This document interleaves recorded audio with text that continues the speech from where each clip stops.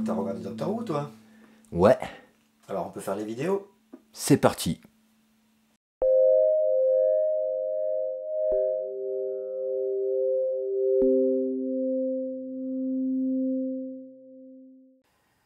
Salut à tous. Salut.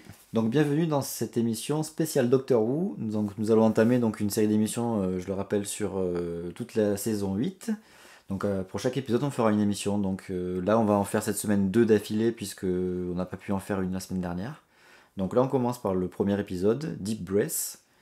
Donc écrit par Steven Moffat comme c'est de coutume dans la série.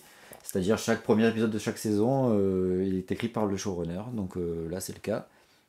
Et c'est un épisode un peu particulier parce que c'est la première fois, hors épisode de Noël, épisode spéciaux quoi, un épisode qui dure plus de 45 minutes, celui-là il dure 1h15. Ouais. C'est assez rare et en fait moi j'ai interprété ça comme si Steven Moffat en fait il voulait vraiment montrer aux téléspectateurs que la série elle avait vraiment changé là.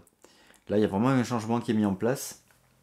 Et de le faire durer comme ça, enfin, le changement qui est mis en place, c'est d'essayer de prendre plus de temps pour raconter les choses, les personnages, etc. Il y a moins de rebondissements sur rebondissements sur rebondissements.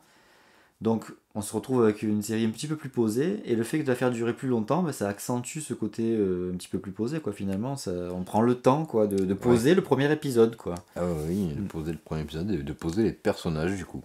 Ouais. Parce que c'est beaucoup axé sur le personnage. Moi ce que je voulais dire du coup là-dessus c'est que je suis vraiment resté sidéré quoi, parce que je m'attendais pas du tout à un truc comme ça de la part de Steven Moffat, puisqu'il était parti en tant que showrunner et dans ses scénarios personnels aussi sur un rythme effréné avec des dialogues qui s'enchaînaient sans s'arrêter. C'était tout le temps, Sherlock, tout c'est le un temps. peu comme ça aussi. Et ouais, ouais aussi. Et là, du coup, un rythme lent, même il y a des plans fixes qui durent longtemps, des scènes de Longtemps, dialogue qui longtemps prennent. comparé avant, mais Oui, bon, Ouais. c'est pas. c'est pas D'accord, du cinéma japonais quand même. c'est pas du Stanley Kubrick non plus. Ouais. Bon. Mais ouais, enfin, le plan, c'est pas un rythme de fou, les plans sont quand même longs et lents, le rythme est lent, les dialogues prennent du temps. Enfin, ils sont pas là à enchaîner les textes, ils prennent vraiment le temps de dire les phrases. Enfin, je sais pas, c'est vraiment rien à voir avec les saisons précédentes, quoi. Oui, parce que moi, il y avait des épisodes, surtout ceux écrits par Moffat, effectivement, où j'avais quand même du mal à suivre les sous-titres, quoi. Moi qui comprends pas l'anglais, Ouais. des fois c'était chaud Bon. bouillant. Surtout qu'il faut surtout pas regarder en français. Oui, il vaut mieux pas. D'autant plus Mais même en avec français, Matt pour Smith. ce que j'en ai vu, des fois c'était pas évident à comprendre toutes les blagounettes ou tous les tenants et aboutissants d'une histoire.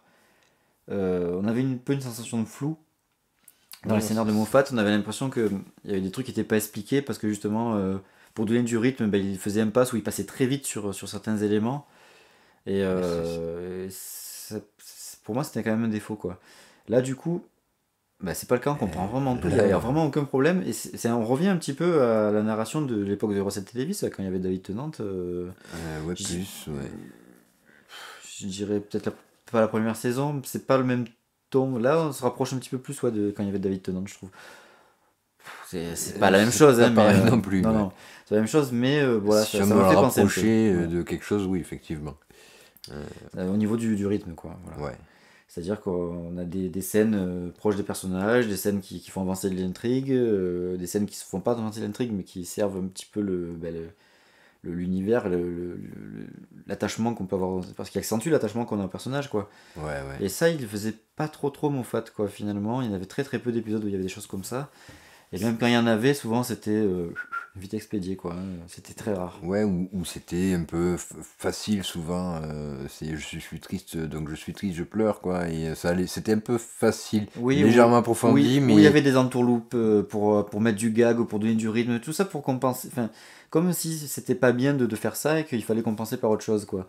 Et là, du coup, qu'il fasse ça, c'est vrai que c'est peut-être assez surprenant parce qu'on s'attendait pas, vu la démarche qu'il avait auparavant, Il de partait prendre le contre-pied presque. partait dans une direction, hein. Mm. Pour moi, c'est un contre-pied complet, quoi. Mm. Alors certes, il voulait faire une surprise certainement, déjà avec Peter Capaldi, un acteur qui est plus vieux, c'était étonnant. Mais alors Le là, il petit est truc allé qu'on au a vu bout de du truc, Peter je trouve. Capaldi, quand même, ça a annoncé un changement quand même. Oui, il y avait Son des petits, regard, alors, il y avait des petits bouts d'extraits qui tournaient en vidéo, un peu, même sur Facebook et tout, on l'a vu tourner. Euh, C'était Am I a Good Man? hmm. Donc, suis-je un homme bon? Euh, c'est bizarre quoi pour le docteur. C'est vrai que ça a amené ça a amené du changement, ça a amené des questionnements finalement.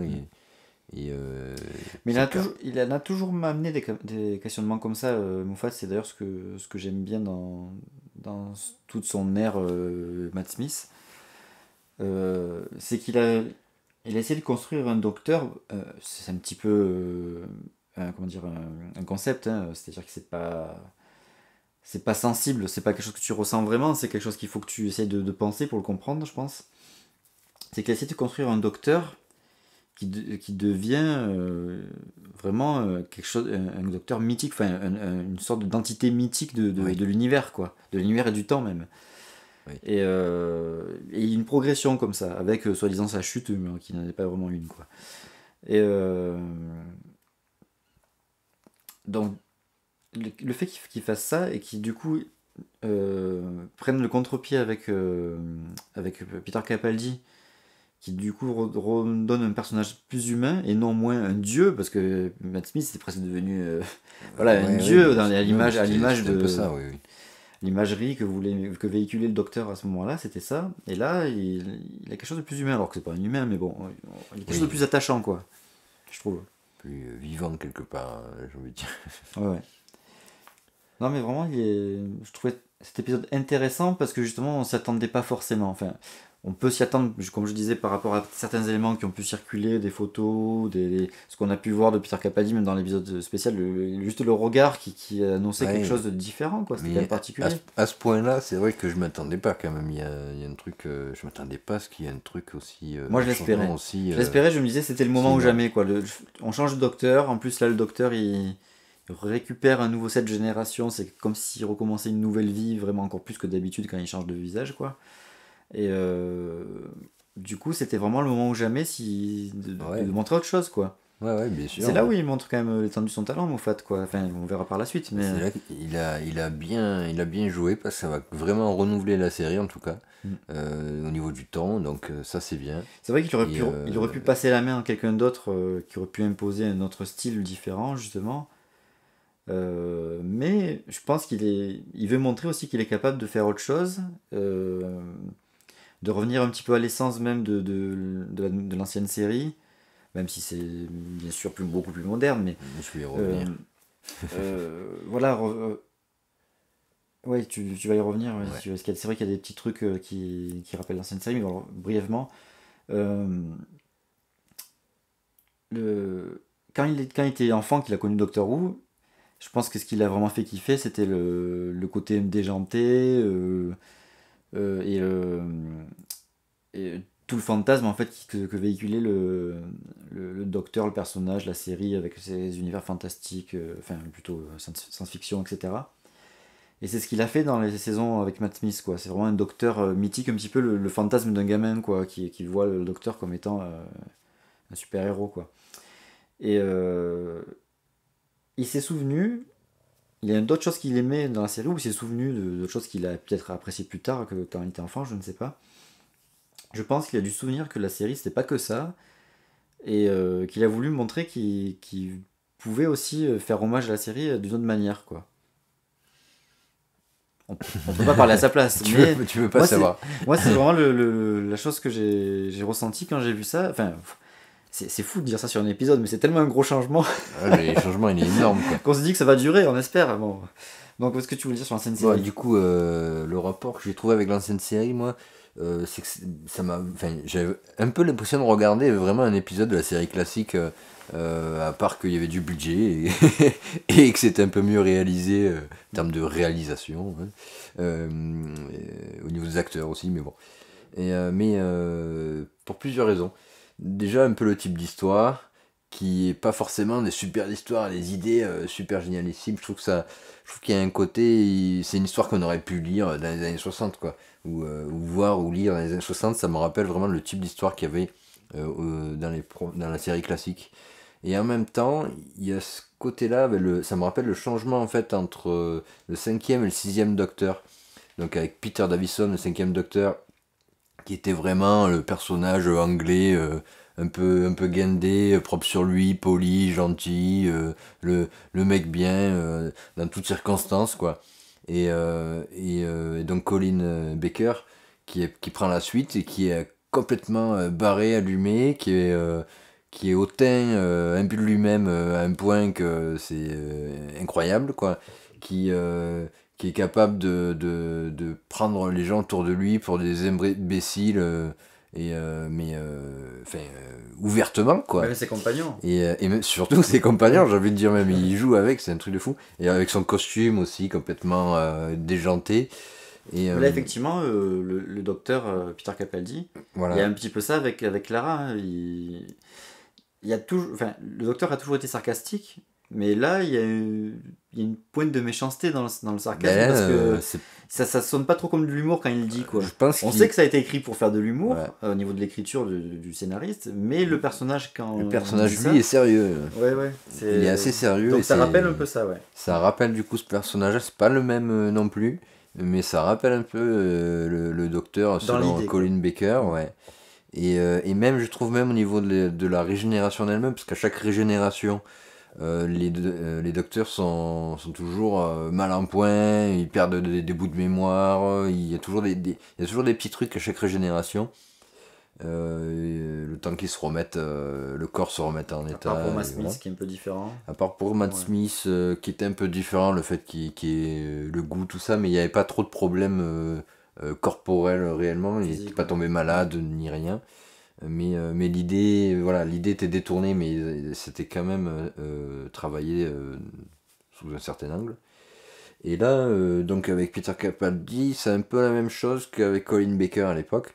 C'est-à-dire que vraiment le personnage tombe dans les pommes, des fois plusieurs reprises, il sait plus où il est, il sait plus qui il est, il y a un peu les mêmes trucs. Il est des fois complètement incohérent d'une phrase à l'autre parce qu'il passe d'une idée à une autre qui n'a rien à voir parce qu'il est perdu, quoi. Et ça, c'était vraiment le cas avec Colin Baker et du coup avec Peter Capaldi. Du coup, je trouve qu'il y a vraiment un rappel de la série classique sous pas mal de niveaux en fait. Est-ce que c'est pour ça qu'il y a mis un dinosaure, tu crois?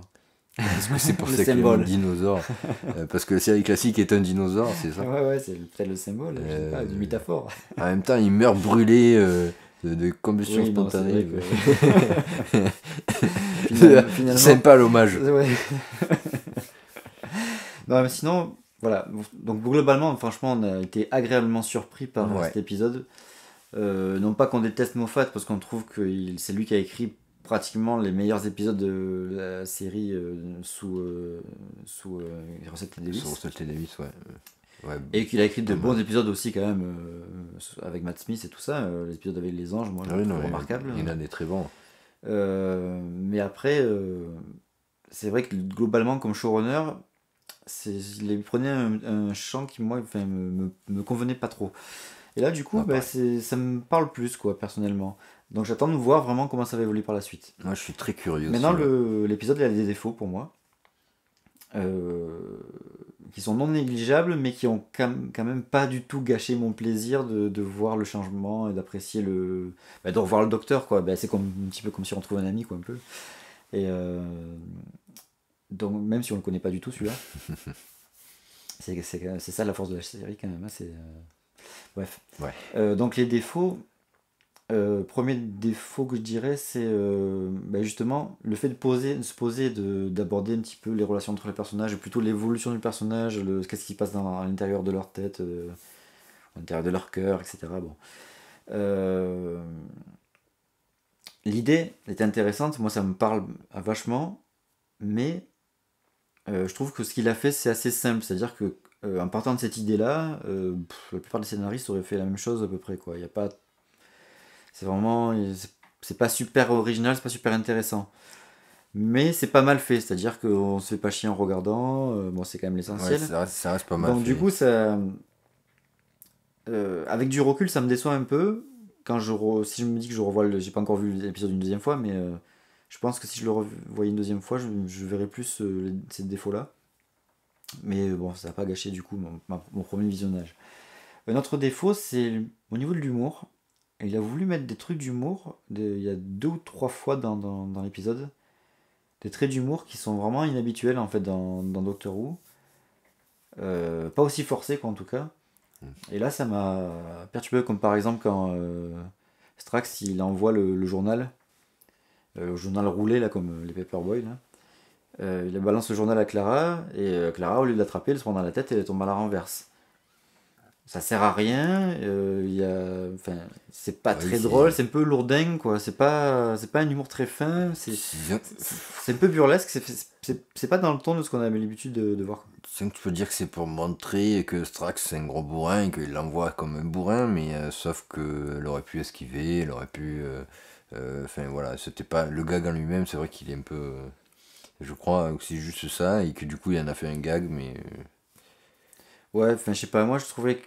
Voilà, ça m'a un peu gêné quoi. Disons que je me suis dit ça, Puis c'est un peu nul quoi. c'était pas dans le ton non plus, ne serait-ce que de la scène, même si la scène était comique, enfin humoristique, puisque le dialogue était drôle, Hmm.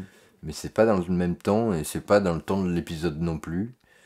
Donc c'est vrai que c'est un peu décalé. Ouais, bon après, bon, c'est pas Pas, plus gênant que ça parce voilà. qu'il y en a pas beaucoup, que c'est pas tout le temps Ouais, quoi, on mais sait quelques petits trucs, mais. Et puis ça prend 2 secondes oui, par-ci oui. par-là. Bon, voilà. Après, il y a un rappel intéressant avec The Girl in the Fireplace, Mhm. qui est aussi un épisode écrit par Moffat. D'ailleurs, ça me gonfle un peu parce qu'on a l'impression que Moffat, en fait, il regarde pas les anciens épisodes, en fait, ou il s'en souvient pas suffisamment. Donc, du coup, il pioche dans ce qu'il a écrit lui-même parce qu'il s'en souvient très bien.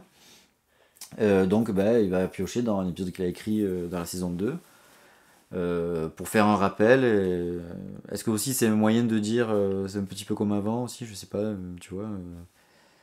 Parce que ces personnages-là, on les Non, je pense revoit que pas, ça, hein, je il me pense que ça semble. servait. Je pense que ça a pas du. Je pense que l'histoire, ce qui se passe, n'a pas d'intérêt réel. Je pense que ça sert qu'une seule chose, c'est à rappeler, à mettre, ancrer le personnage du docteur dans son passé quelque part et Oui, c'est dire que vrai. c'est toujours le même. Il recroise les mêmes personnages et d'ailleurs les passages où il dit ah, ça me parle, ça me rappelle quelque chose. Ouais, Donc ouais. ça lui rappelle en réalité la période de cet épisode-là avec D'ailleurs, Mademoiselle Pompadour. Et il y a une scène très intéressante, et pareil, je lui ferai un petit reproche en même temps, mais elle est quand même très intéressante. C'est quand, alors on va pas spoiler, pour ceux qui n'ont pas vu, mais en même temps, si vous l'avez vu, pourquoi regarder cette vidéo? Si vous l'avez pas vu, plutôt.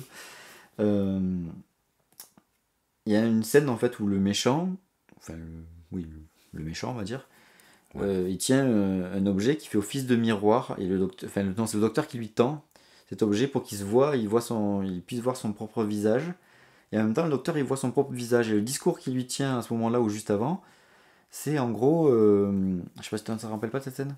Oui, mais je me rappelle pas ce qu'il lui dit. Il lui dit en gros que c'est pas parce qu'il a ce visage. Attends, qu'est-ce qu'il lui dit exactement? C'est un truc qui le concerne lui aussi en fait. En gros, euh, je sais plus ce qu'il lui dit exactement. Mince, ça va pas me revenir donc je vais pas inciter. Mais regardez cette scène. Si vous n'avez pas capté ce truc-là, il y a un second discours quoi en fait dans cette scène-là quoi. Ça peut autant être interprété Oui, pour ouais. le méchant et Ah oui. autant pour le docteur. D'ailleurs, la tête qui fait Capaldi après avoir fait le discours montre bien qu'il lui-même a compris que ça le concernait lui aussi. Et ça remet un petit peu en cause le personnage, quoi. Enfin, pas en cause, mais ça, Et ça approfondit le personnage. ça titille un petit peu le personnage, quoi. Et donc, du coup, c'est intéressant aussi. Maintenant, voilà, c'est ce que je reprocherais aussi à cette scène. C'est comme souvent chez Moffat, les trucs intéressants comme ça, bah, ça prend 2 secondes, quoi. C'est bien de les mettre, mais c'est dommage de pas faire carrément un épisode qui tourne autour de ça, quoi, presque, parce que ce truc-là était intéressant. C'est con que je m'en souvienne pas. Tant pis. Ouais. Ouais. Ouais, bon, moi j'avais trouvé une incohérence que je trouvais assez énorme. Après, peut-être je me trompe, puisque pareil, je n'ai pas revu l'épisode, je l'ai vu qu'une seule fois. Et je voulais quand même en parler parce que je trouvais ça vraiment bizarre, quoi. En fait, c'est quand Clara se retrouve dans les sous-sols, qu'elle se met à arrêter de respirer, que le docteur l'a abandonnée. Là, elle est en fait, elle est dans la merde, elle va mourir, quoi, déjà. Elle a failli mourir en Spoil pas retenant trop, sa hein, mais bon. respiration. Non, mais bon. Et donc, ensuite, elle se fait interroger par le méchant. Et là, en gros, de toute façon, là, ben, je vais mourir, de toute façon. Elle essaye des petits trucs verbales pour essayer de s'en sortir. Et en fait, elle tente son dernier truc, donc c'est d'envoyer sa main derrière elle en espérant qu'il y ait le docteur qui vienne l'attraper pour la sauver. Mais on la voit, elle est là, c'est, euh, c'est la dernière chance de ma vie, quoi, sinon je suis morte. Et puis 2 minutes après, on apprend qu'en fait il suffisait qu'elle dise Geronimo et qu'il y ait deux personnes de ses acolytes qui viennent et qui viennent l'aider à combattre les méchants. Et donc je me suis dit, mais Qu'est-ce qu'elle attendait, quoi. pourquoi elle l'a pas dit Geronimo avant, au lieu de se dire bah c'est bon je vais mourir, quoi. Donc voilà, donc mais peut-être je me trompe quand même, hein, j'ai peut-être loupé un truc, mais je crois pas. Non, bah, c'est vrai que j'avais pas vu, moi, Et voilà, ça, ça mais c'est maintenant que tu le dis, ça ça me c'est semble vrai, hein. ça c'est le genre de truc que je vois assez souvent au niveau incohérence et que j'avoue qu'il m'énerve, même si là bon je me suis dit tant pis, il y en avait que celle-là que j'ai noté donc ça va, mais c'est un peu ça, c'est vraiment un problème de comportement de C'est pas vraiment une personnage, quoi. incohérence, c'est une facilité scénaristique, c'est-à-dire Et qu'on oui, on oublie, entre guillemets, un un élément élément pour pouvoir faire une pour scène du pouvoir faire coup. une scène, voilà. Et puis d'un coup, cet élément, il apparaît un petit peu comme on a souvent reproché sur Internet, j'ai vu que souvent reproché à Moffat, le Deus Ex Machina, qui est en fait de faire intervenir un événement ou un élément dans le récit qui vient de nulle part, en fait. Et ça vient de nulle part, hein, effectivement. Ouais, bah en même temps, on aurait pu s'en douter, on va dire, mais effectivement, ça vient un peu comme ça, ouais. Mm. Et ça, c'est cohérent que C'est cohérent, les c'est autres pas. l'accompagnaient, Voilà, du c'est moins, pas. et vu qu'ils sont pas avec elle, ils étaient pas loin, ils attendaient, bon. Mais ce qui est Mais incohérent, c'est du coup le comportement, du coup. oui, du coup, Mm. c'est le comportement de Mm. personnage. Voilà, donc c'était le premier épisode de la saison 8 de Doctor Who, en espérant que nos commentaires vous auront apporté quelque chose. C'est pas toujours évident de faire des commentaires à chaud comme ça. Ouais. Donc voilà, écoutez, au deuxième épisode. Ciao. Au revoir.